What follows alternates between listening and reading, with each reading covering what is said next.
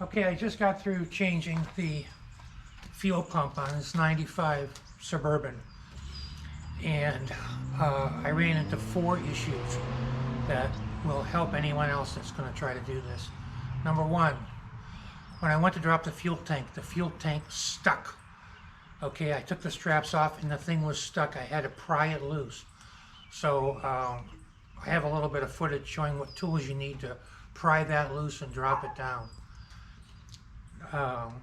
Number two, once I dropped the tank down, I discovered that the lines that go to the tank were badly rusted, completely rusted out. And all I had to do was just slightly bend them and they broke off. They broke off of both ends. These are the ends that go to the front of the car. These are the two, the supply and return line that went to the pump. They just broke right off. So that required me to run new fuel lines all the way from the tank to the engine compartment. And I get into how to do that and what kind of a filter to use, and I have the number that has a filter that you can use in line and how to crimp the lines.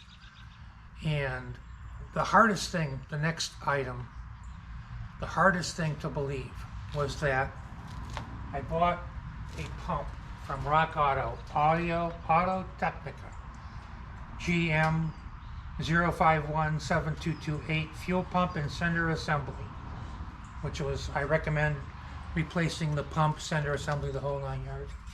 So I take it out, put this one in, put it all back together, and the pump is running, but nothing's coming out. It took me a good hour to figure out because I disconnected the line at the filter that I had put in, and it was like trying to draw a suction, trying to draw a vacuum. The pump was wired backwards. At China or wherever they assembled this thing, the pump was wired backwards, and it was trying to suck instead of push out gas. So what I had to do was reverse the wires, and I was able to do it at the harness. Okay, this is the harness that plugs into the vehicle. Okay, there are 3 wires in the harness: black and white, purple, and gray. The black and white and the purple run the fuel sending unit. The gray wire and the ground run the pump. So what I had to do was cut the harness, cut the new one, and swap the black and the gray wires to get it to go to the right direction. And I have some footage on there on how I did that without having to re-drop the tank and put another fuel filter in it. It's a WTF situation.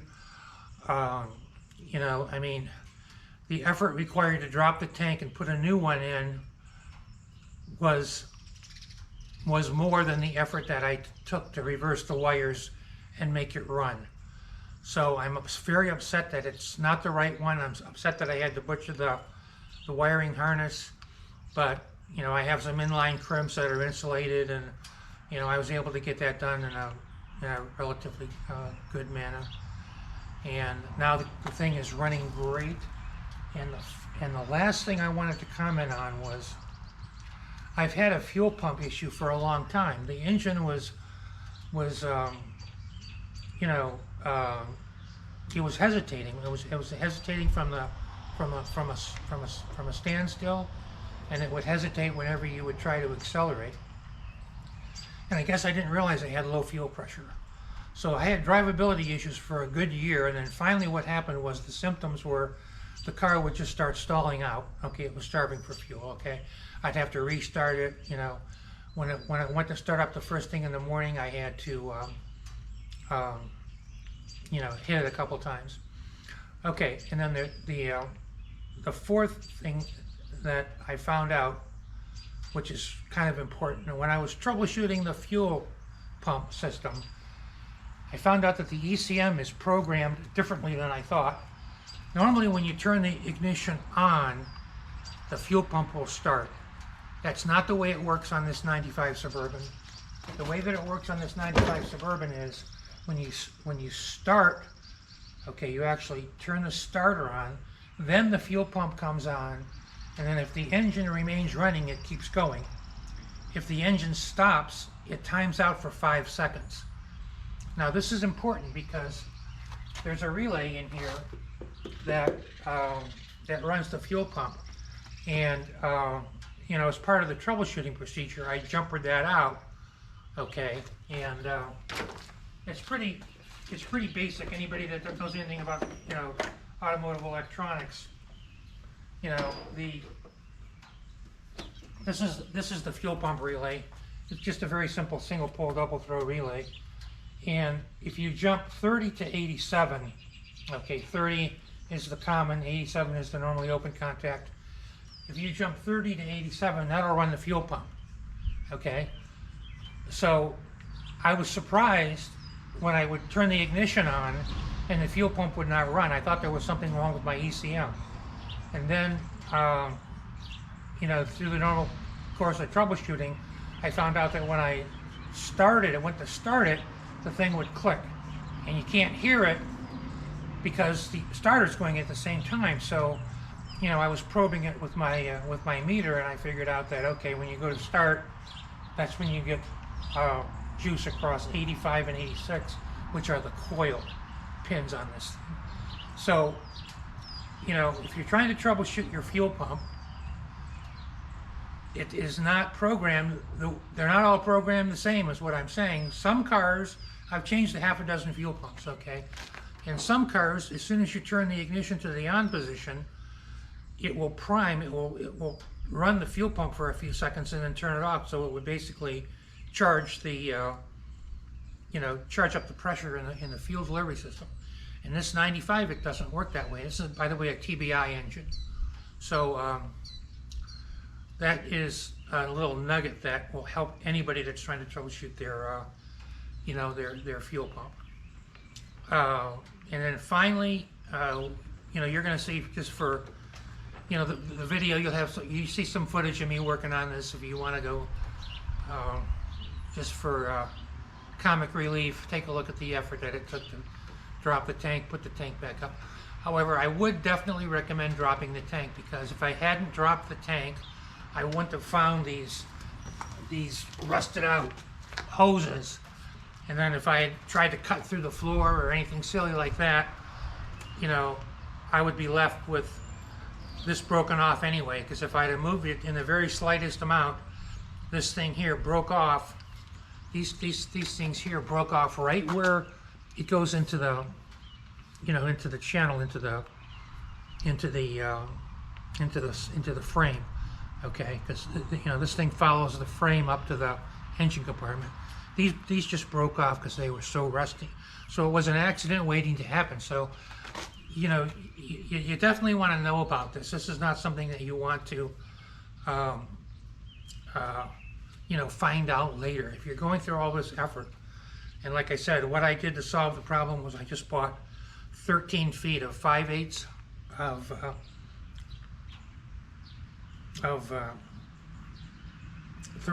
3/8 hose and 13 feet of 5/16, which is what these are. It's, or maybe, and nowadays this might be 10 millimeter and this might be 8 millimeter. But anyway, 13 feet will get you from the back of the fuel tank right up to where it goes into the engine compartment. And then it's just a simple matter of, you know, cutting off the old factory end and then splicing into the rubber with the right kind of a crimper. Now I do, one of the other things I talk about, show you on this video, is these kind of hose clamps. You know, you don't want to use gear clamps. Okay, you want to use this type right here, which you crimp on both sides because it's a high pressure crimp, okay?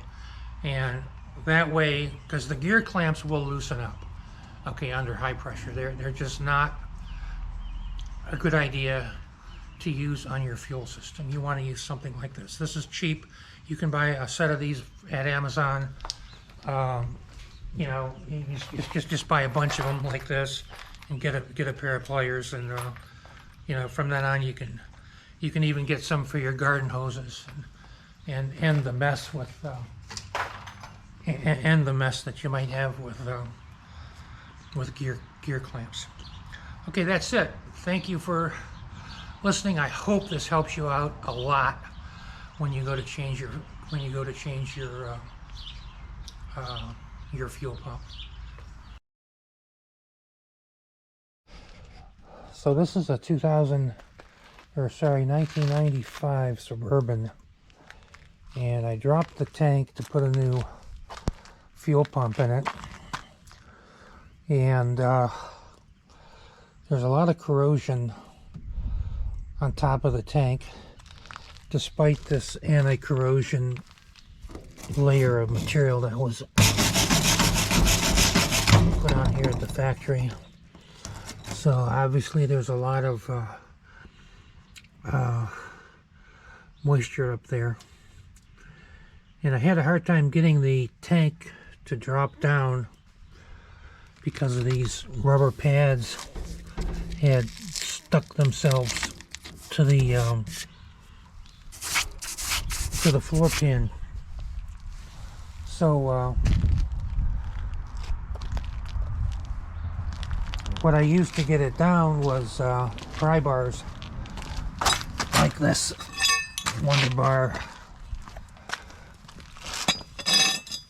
and you basically pry it right on the corner here where the lip is, and you can break it free in the back, and then that'll drop, and then the one in the front will come down.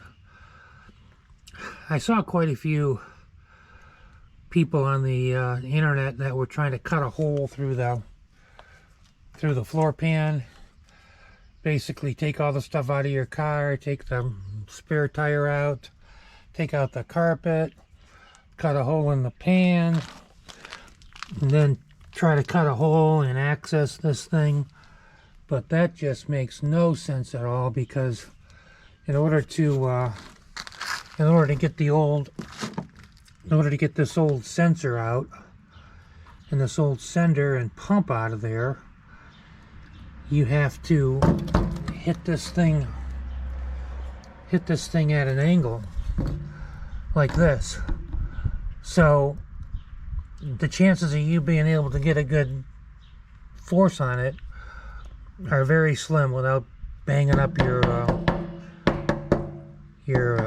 piece here that's welded to the tank. Plus, dropping the tank is a piece of cake. It's only two 15mm bolts, and that's it. It comes right out. You basically cut the wires to this device here, because you get a new one. You get a new one when you buy it.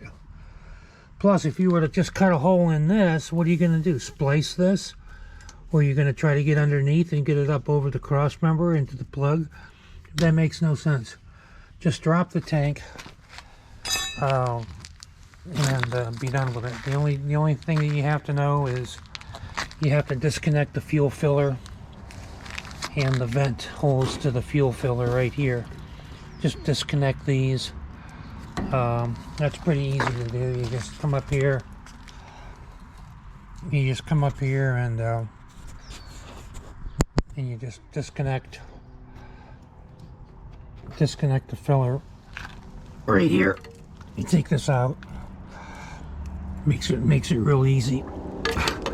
Now my big problem is that all my lines are badly rusted.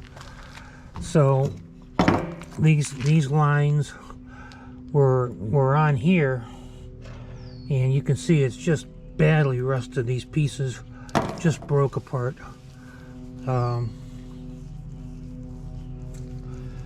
The line that feeds it is this one right here. It broke apart on this end, so it basically went into here. Right about there is where it was, and it broke. I was able to just barely touch it and break it right there. So what I'm going to do is put in 13 feet of hose all the way up to the engine compartment and just replace it all. I'm not going to use the metal the metal clips. You can see that this right here would be almost impossible to get this apart. I'm not even going to try. So I just put the 5/16 hose right on here, crimped it, and put a this is a 3/8, this is a 5/16. Make sure you buy fuel hose. It should say fuel hose on it, not TOC, which is transmission oil hose. I had a guy at the parts store try to sell me the wrong stuff, so make sure you get hose that's rated for fuel. And the pressure, since this is a throttle body injection, as long as you have 50 pounds burst pressure, you should be fine, because it's not high pressure fuel injection.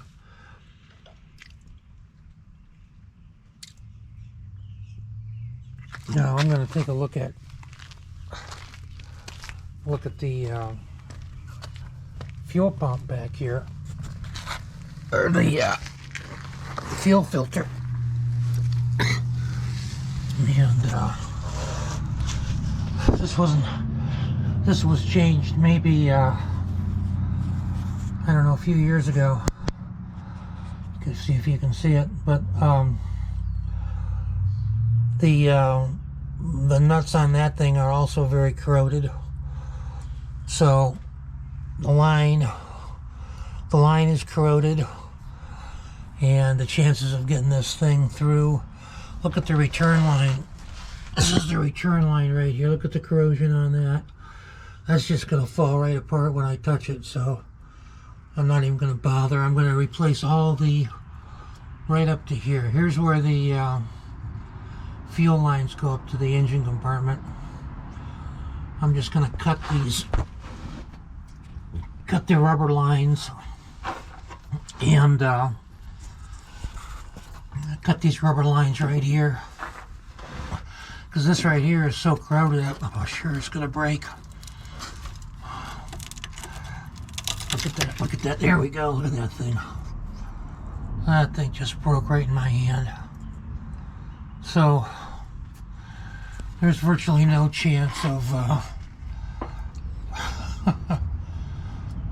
this was just a leak waiting to happen.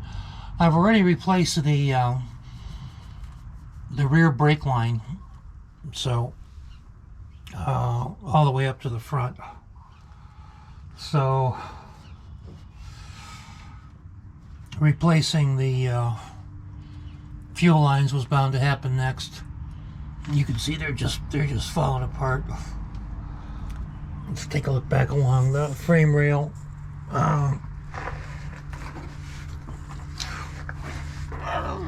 This is very rusty right here. This is the supply. This is the return up here, fuel line. So you can see it would be absolutely impossible to it would be impossible to get into these connectors. So basically, I'm going to run a rubber line all the way back from the tank all the way through this frame rail and just tie wrap it. Just tie wrap it to here, and be done with it. That should solve the problem. You can see how corroded it is over the wheel. Over the wheel right there. It's just terrible. So I've got two fuel lines, one new brake line, and it looks like there's a vent line which was not too corroded. That would be the vapor recovery line. So I'm going to leave the vapor recovery line just the way it is, and that'll be the only original factory line left. You can see there's 4 lines here. There's the return line, the fuel line, the new brake line that I put in a couple of years ago, and this is the vapor recovery line right here. Just going to leave that one because that's not that critical.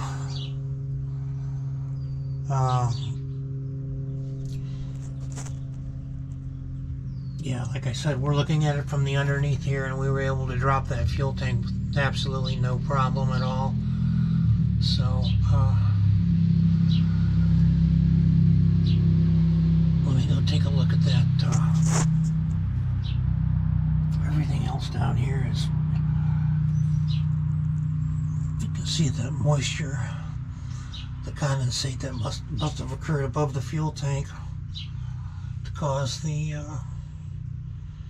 factory mastic to just come apart.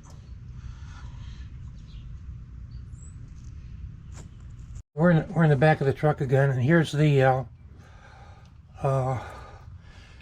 this would be the return fuel line. This is 5/16, I think. Yeah, the return fuel line, and you can see where it goes up into the frame rail. All I gotta do is I can just break it right here. It's so fragile. It's all rusty. The supply line broke right here. Started to leak fuel right away. So again, this would be the vapor recovery line. We're not going to touch that. Leave that the way it is. And just like I said, gonna run soft hose all the way up to the front.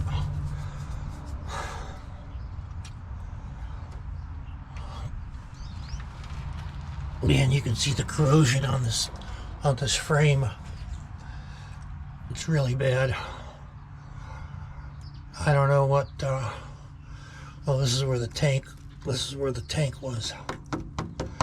So it actually caused the cross member to corrode. This is where it was stuck. This is where that mastic was actually stuck. So the fuel tank sort of rides. Let's just go on the other side here. See this right here? This is where that rubber piece sticks to the fuel tank, so it makes it impossible for it to drop. So what you have to do is get a pry bar or a wonder bar and get under here, right about here, and basically pry on that fuel tank flange. And that will release it on the back side here. And then once it's released, the tank will come right down. There's no need to do anything crazy. You just need to pry it. You don't need to put a strap around it or anything like that. Use any wood. You just need to get a pry bar that looks like this, or a good wonder bar. You're going to need something at least 12 inches long to get enough leverage to pry that thing down. And they be okay. Now, I don't know about this stuff.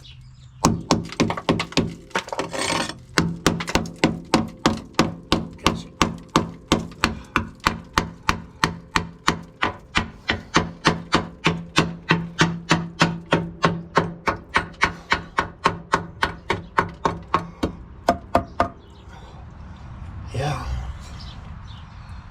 Now I gotta have enough room to get that. Squeeze that thing back up in here, because it's probably not going to go in as easily as it came out. Let's look on this side here. Yeah, there's a little bit of corrosion right here. Not so much. So the fuel tank just has to go back up into here, and that's all there is to it. Nothing else. Nothing else from this end. And if you did try to cut through the floor pan, you would basically be like right in here. To get to the fuel tank, you'd have to cut through this reinforcement as well. You would definitely take the integrity out of the floor pan. So definitely don't recommend cutting through the floor pan. Just drop the tank. So much easier. And it gives you a chance to inspect these lines right here. And if you find stuff like this, I mean, you know it's just months away from causing a leak anyway. So, you know, you could make some steel lines and save a little bit of money, because the rubber lines are expensive, but to me, it wasn't worth it. I just bought 13 feet of line to go from the tank right up to the engine compartment.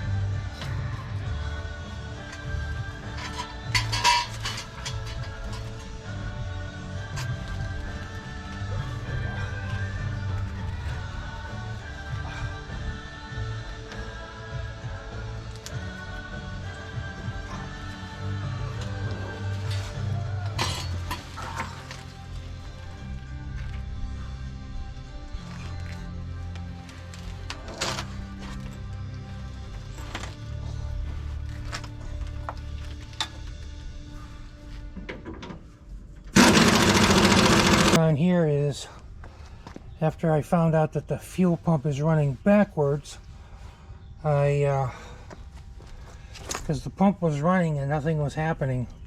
I could hear it, but no fuel was coming out, and I put my finger over the end and it was like a section. So anyway, what goes here is a fuel filter. This is a Duralast FF4506DL,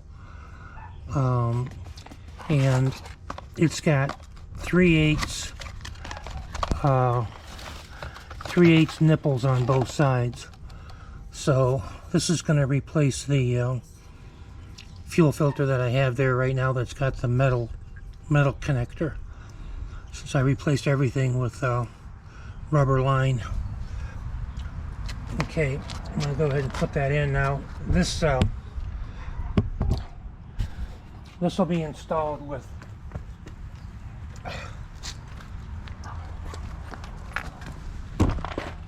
crimps. And these are 15 to 18. 15 to 18 will go on here. And I recommend that everybody use crimps rather than boy, this whole thing filled right up. Damn it, there's still fuel in it. Crap. Gonna have to get some more fuel. Oh, here it goes. Stopped.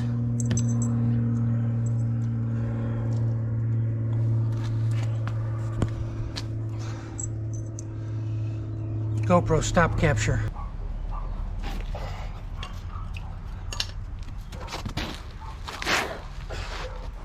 Take this one off of here.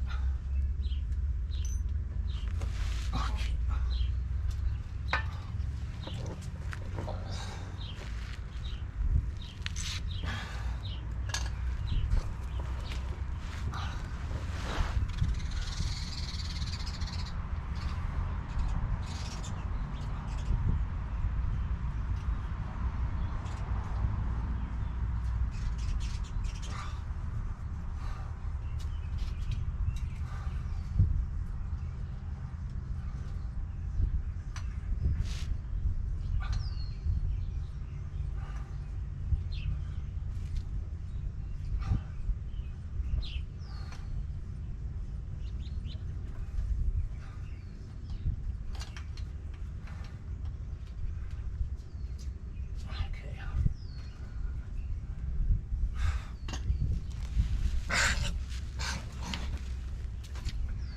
The gas back in the tank.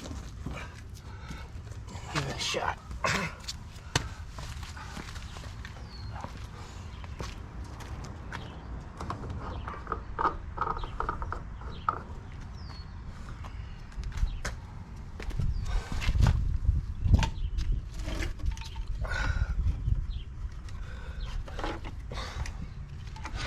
Okay, so I determined that the pump was wired backwards. It was trying to draw suction rather than pressuring anything. So I reversed the black and the gray wire coming out of the pump, coming out of the wiring harness. And that will turn on the pump in a positive direction. So what I did here was I got the ground wire that goes up to the frame is now connected to the gray wire, and the gray wire and the black wire from the pump is now connected to the gray wire of this connector. Okay, and that's going to give me the positive polarity to run the pump. The other two wires, the purple wire and the black and white on here, it's only going to be live during the crank and maybe 5 seconds after the crank, unless the engine starts. So don't think there's something wrong with your computer just because you don't get a voltage with the ignition in the on position. Again, the sequence of operation is you go to crank, then the relay will energize, and it will stay energized if the engine starts. If the engine does not start, it will time out after 5 seconds, and then the relay will drop out. So, you know, I'm sure there's plenty of videos on how to troubleshoot the relay, but you can just go put voltage on it over by the battery. You can put voltage 85 to 86. You should be able to hear it click. So if it's clicking, that's half the battle, because then you know the coil's good. Whether the contacts are good or not, you know, you'll find out if the pump starts up or not. Okay, I just wanted to point that out because that could give you a lot of aggravation if you're not clear on how that works. GoPro, stop recording.